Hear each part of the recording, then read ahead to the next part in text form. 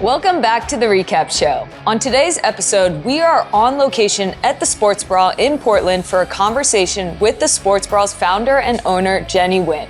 Brought to you by Intuit QuickBooks. Enjoy the show.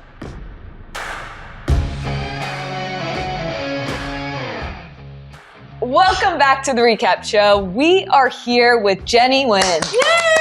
Welcome. Thank you. I'm so happy to be here at my own place. No, we're happy to have you guys here at the Sports Bra. We're happy to have you here at the Sports Bra.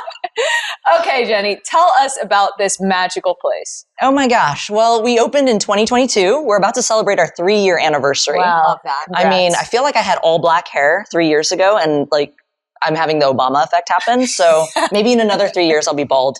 But yeah, we opened on April 1st. Which was exactly 4 years after watching the game that inspired the idea of the Sports Bra. So on April 1st of 2018, I watched the NCAA Women's Basketball Championship. And watching that game at a sports bar is what planted the seed for this space that we're here in today. Wow. So what was that actual experience? What was it? So a big group of friends of mine and I, so we all met playing basketball. We all got together. We're like, let's go watch this game. It's the biggest game of the year. It was what everybody was looking forward to. We walk into this sports bar. There's a million TVs. None of them have the game on. And so, there's probably 14 of us. So we're just like, can you guys change a channel? And they're like, oh, sure, no problem. So they push some tables together in the corner of the restaurant and they turn on the smallest TV to our game. And we proceeded to watch this game, but it was unlike any game I'd ever seen. It was like a 23-point deficit, come back from behind within minutes, and a last-second three-pointer from Arike Egumbawale. Nailed it to win the game. We lost our minds. Like, we were so excited. High fives, just jazzed. And I remember looking around, and no one else in the bar was watching our game, obviously. So we were kind of isolated. But it didn't really matter at the time, because we were very used to watching women's sports like that. And so when we were out in the parking lot, I was hugging my friends. We were all saying goodbye. And I was just like, that is literally the best game I've ever seen. And they were just like, yeah, can you imagine if we'd watched it with the sound on? Oh. And right then I was so upset, not just at that being the fact, but that I hadn't noticed because I'd been so accustomed after years and years and years of watching women's sports as like a second-class citizen at sports bars, whether it's on or not, because sometimes they wouldn't even change the channel. So anyway, at that moment, I was just like, man, the only way we're ever going to watch a women's sports game the way it deserves to be watched is if we had our own place. And I blurted it out right in the parking lot that day. But I didn't mean, I was going to do it. You put it out into the universe. I said it out of anger. And then unbeknownst to me, 4 years later, we would open the doors on this place. It's incredible. I mean, we always talk about we usually reframe the anger to like a frustration, but that's like a business opportunity. And like you in that moment threw something out to the universe that the universe was like, yep. Well, it's like almost like this is like a revenge bar. We're renaming it. Oh my God. You're franchising and this is a big moment for us. So this is now the revenge bar and we're welcoming Jenny into the revenge bar. Really, it's an opportunity to lean in and kind of build a space that felt like, when I looked at the 40 plus years that sports bars have been a part of American culture, it feels like they've been built for half of the population. They have. And so what about us? I'd never walked into a sports bar that felt like it was meant for me. So I was just like, hey, let's see if something like this people would want to go to. Yeah. We talk about like equity in like media equity in terms of like participating in your own household. Like how much like sports is a part of like our home culture in the background, just sports. And that's obviously all men's sports. But now our whole thing is like, you have to be really intentional and you can actually create a home where you're equally playing or even more so playing like women's sports along with men's sports. Like, we talk about like, can they play equally like men and women's sports? Oh, in our own homes, we can't necessarily affect that. But can I turn it on equally for my household? And I feel like a bar like this is bringing that on a much bigger scale and allowing people to have the convenience and ease and community that allows for women's sports to just be on that next level. Absolutely. Do you call the Sports Bra a women's sports bar? Yeah. I mean, we say that, but we also have the caveat of that it's not a sports bar for women. It's a bar for women's sports. Okay. Yeah, I love that. And that's exactly what we do at Re-Inc. Yeah. You know, it's not for women. It's for anyone that loves women's sports. Exactly that. And I was thinking about if we should start calling other bars men's sports bars, the same way that if we're going to call it the Women's World Cup, it should be the Men's World Cup. The MNBA, right? The MNBA. Well, I just feel like if we are going to gender like the women's side of things, like it has to work reverse, you know, like the default for me, is not men's sports. Exactly. Yes. Right. Yes. Exactly. And like for me, I always say like, no, it's the World Cup, but as long as there's going to be like a women's World Cup, then we have to differentiate between the men's and the women's World Cup. So or if you say the World Cup to me, I'm only thinking women's World Cup. I love that. Like, honest. I love that. No, it's so true. Yeah. One thing that I would really like to know is we talk often about the way that we interact differently as women, as non-binary than like traditional men. And so if we look at a women's sports bar and a men's sports bar, culturally, what does it look like? How does it feel? What makes it different? Oh my gosh, that's a great question. So for us, we feel like we try to lean towards representation for all. We want everyone to feel safe in here. And so it's looking at not only what we can do, but how we can create space with our community and with our people. And so like when we talk to our team, when we're hiring folks, you know, there's a certain culture that we want to bring here. So it's not just about creating space, but bringing the people to create that vibe. And honestly, like since we've opened the doors, we've had so few issues because I think that our reputation kind of precedes itself. I think the general public knows what to expect when they come in here. So there are folks that if they don't have the same viewpoints or the same values as we do, they don't come through the doors. And so for us, being intentional is a huge part of it. And like when I was writing the menu, I was just like, okay, I've been a chef for a little over 15 years. I understand that it's not that difficult to adjust these recipes for someone who's vegan, for somebody who's dairy free, for somebody who's gluten free. If somebody has a nut allergy, you know, do we need to have soy in our fryer oil? Like these are different things that I think about having come from a culinary background and then understanding that it's actually quite easy.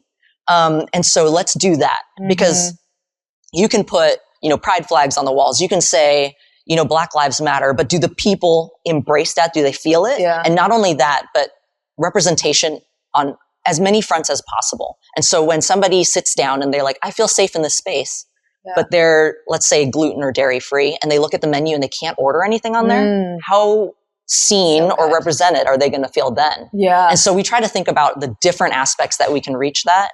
And, you know, I think about like my personal lived experiences help kind of shape this bar too. And as, you know, first generation Vietnamese American, queer, female, grew up here in Portland, which is a very white town with historically racist backbone. There are ways that I've come to build the space around my experiences going to places and being like, okay, I don't want anyone to feel the way I felt when I walked in there. How do I make that here? Yeah. Have you ever had to kick someone out, and why? Yeah, I mean, we're a bar still. There's still alcohol. We're still alcohol. There's definitely been people who have imbibed too much. And that is a conversation that, you know, my team is very skilled at handling. It's not a big deal. There was another one where there was a game that was very intense and there was somebody in the corner that was like running their mouth real loud. And like, I can understand being passionate and stuff, but we're also an all ages bar. So we have kids in here. We have families in here. And it's a small space and it gets loud. And so I walked over there and I was just like, hey, I know that you're wicked into this game, but there's children around and some of your language is really offensive. And they, instead of like, you know, being respectful, they talked back and like gave me a bunch of lip about it. And I was just like, I'm sorry. Yeah, get out. It's my revenge bar. You are not welcome. The only person that kicks me out of here is Kristen, apparently. But yeah. I think that your reputation precedes you. Everybody knows about the sports bra, just so you know. It is like a big part of women's sports. And the rhetoric and the fights that we fought for equality and opportunity. And I think that you talking about designing the menu in an inclusive way is my favorite thing that I've ever heard. It's my favorite thing because it's the difference between naming the bar the sports bra and then the magic that happens underneath it that no one can see that actually makes a person walk into a space and feel included. So thank you for sharing that. Thank you. As athletes, I think we have so many times been in a situation where we're looking at a fork in the road and had to be brave and had to take risks that, sometimes we were ready for, sometimes we weren't. Will you share a little bit about your decision to, start this magical place? Yeah, you bet. Well, I was definitely at that fork in the road. So prior to opening the sports bra, I had been unemployed for a little over 5.5 years. Comfortably unemployed. Yeah. Oh, great. Yeah. Back when, housing was really affordable, I was able to buy a house. And then I was like, I wonder if I could rent out my house and make enough money to make ends meet. And I could. So I quit my job. It was a long story, but basically I was comfortably retired. Let's say that. And then 2020 happened. So the pandemic happened. And the pandemic really, for millions of people, turned the world upside down and really forced people to reevaluate their priorities, what they were doing with their life. I feel like there was this general consensus that nobody wanted the world to go back to normal, but they wanted to see the world change some way. And so I was one of those millions of people that were having kind of this push-pull feeling, especially having been this life of leisure for 5 years. I was like, what am I doing with my life? At the time I was 40 and I was just like, I'm 40 years old. I feel like I have something to offer. What is it? And literally the only two things I'd ever been good at in my entire life, and not even that good, was basketball and cooking. And I was just like, how would this matter? And so I was really kind of frustrated with myself. And I was dating this woman at the time and she goes, hey, you know how you always joke about the sports bra? And I was like, yeah. She goes, why don't you do that? And I literally laughed in her face because one, the sports bra was this ongoing joke between my friends and I of this fantasy world where everything was perfect. Where we could watch women's sports, the bathrooms would always be clean. We could eat everything on the menu. The drinks, the cocktails and the beer were awesome because at sports bars it was Miller Lite. No offense, Miller Lite. No offense, Miller Lite. But there was all of these ways that we felt like sports bars were letting down at least half the population. So anyway, one, it was a fantasy world that I never thought I didn't take seriously. And two, literally millions of people were dying. Things were changing. And what difference would a women's sports bar make? I just didn't see the point in her even bringing it up. But she brought it up and it lodged in my brain and, it just kind of festered into, and it just grew and grew and grew until I started to think about, okay, I was born and raised in Portland. This is my hometown. I love Portland. Yeah. And during the pandemic, we kind of became the whipping boy of media, mainstream media. Whenever something bad happened, it was in Portland, this, blah, blah, blah. And I was just like, oh my gosh, when folks who lived here knew that things were bad, but they were bad in a lot of places all over the planet, right? But there was this hyper focus on Portland. And then, I tell this to people all the time. There's nothing like a natural disaster or something really bad to happen to bring the best out of people. So there were beautiful people creating beautiful things in Portland that nobody was talking about. Yeah. And so every once a week, we'd have family calling from all parts of the world being like, are you okay? Are you guys safe? And we're just like, oh my God, yes. Things are happening here. So anyway, so I started to think about how something like the sports bra might be able to bring at least a little bit of community and positivity back to my hometown. And I saw it in this very microscopic way. I didn't see the big picture of what the bra could represent and all the things now. Obviously, I was very tunnel vision about maybe making a difference for the folks here. And so it started to be this onion where you peel back a layer where it's not just about women's sports, but it's about representation. It's about inclusivity. It's about creating a space that's safe. Over the last 20 years, we've seen the disappearance of queer spaces across the country. And so there was less than 24 queer spaces. And I was just like, gosh, the way the presidency is, the way the climate is, we need these spaces back. So there was all these other layers that started to come from this idea. And so it started to feel less like this fantasy joke and more like something that maybe could make a difference, maybe could matter. And if anything, at least in this town. And so I had grown up here in Portland, and I had witnessed from a very young age people showing up for women's sports. Yeah. Like my dad is a huge soccer fan. So he took me to the UP games when I was a kid. And so we watched Eminem play. So Tiffany Milbrit and Shannon McMillan. And then we watched, he took me to when Rapinoe and Sinclair, Rapinoe sisters and Sinclair were playing. And like the stands were absolutely packed. Yeah. And then the ABL came with the Portland Power, and there were thousands of people who showed up for that. And the Portland Fire came with the WNBA. Thousands of people showed up for that. And then the Thorns, obviously. And then basically the fandom defined women's, or like even soccer fandom internationally with our fan club, right? It was just insane. And so when I thought about the sports bra, I thought about me living here. I was just like, I don't really believe in destiny or fate, but it really felt like all of the roads led to that. And so here I was at this fork in the road. Okay. Pajamas all day long. Wake up to CBS Sunday morning and then Price is Right. And then I had all my shows that I'd watch in the morning. And then, very casual, relaxed lifestyle. And then on this other side, opening a business, which I'd never done. And I cut my teeth in restaurants. And so I watched restaurant owners, get divorces, lose their kids, start using drugs, sleep under the counter, so I didn't have any disillusion about how crazy owning a restaurant can be. And so I was like, okay, there's that road of retirement, or this unknown road that would literally take everything that I had, everything, money, time, freedom, risk. And this was the pandemic too. So, I was leaning towards, pajamas.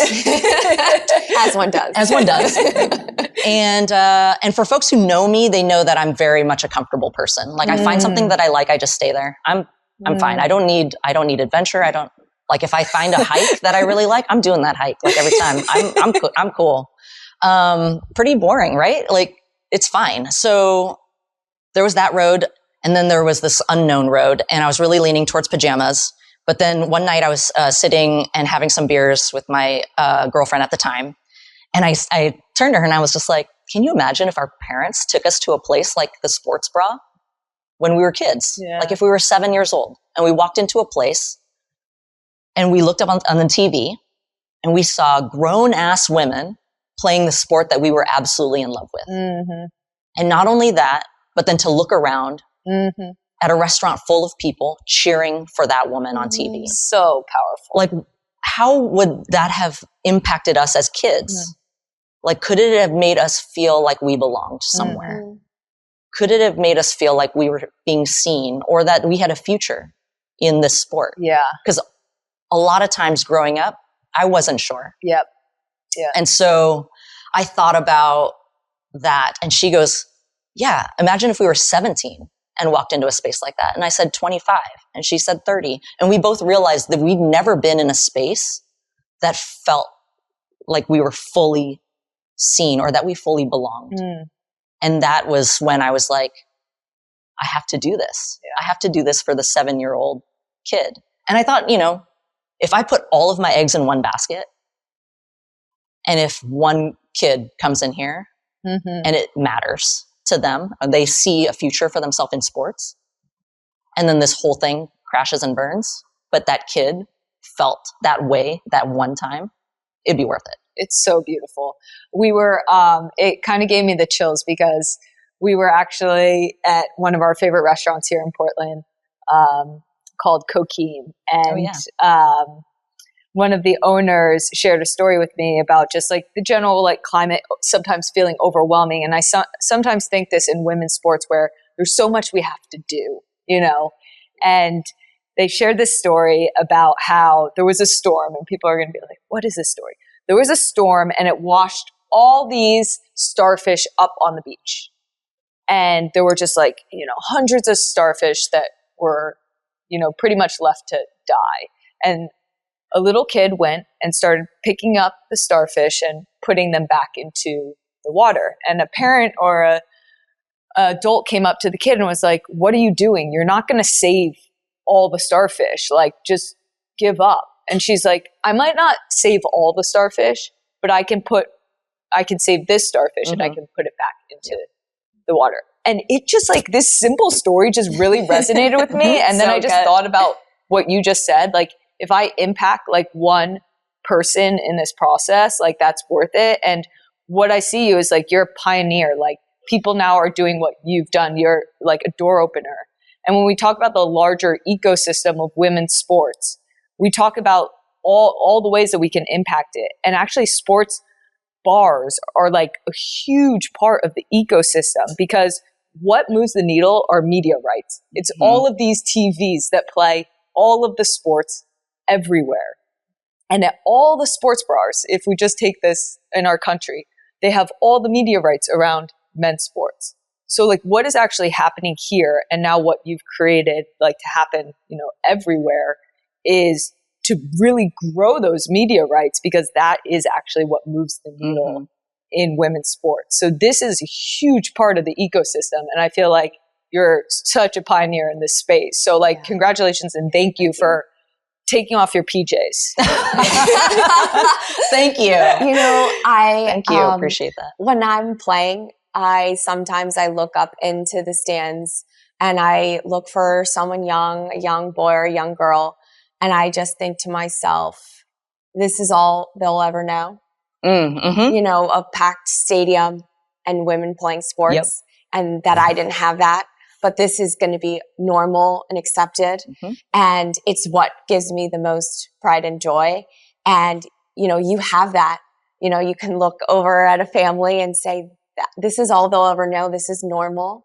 So I know you said you didn't believe in fate or destiny. I really do. I really could not disagree with you more on that one. And this feels like that to me. This feels like you created something. You created a fate and a destiny, not just for yourself, but for all the people that get to come in and experience the sports bra. Oh, thank you so much. Once again, we'd like to thank Intuit QuickBooks for their support of the recap show. Women's sports and small businesses everywhere, like our friends here at the Sports Bra. Want more of the recap show brought to you by Intuit QuickBooks? Like, rate, and subscribe on YouTube and wherever you get your podcasts.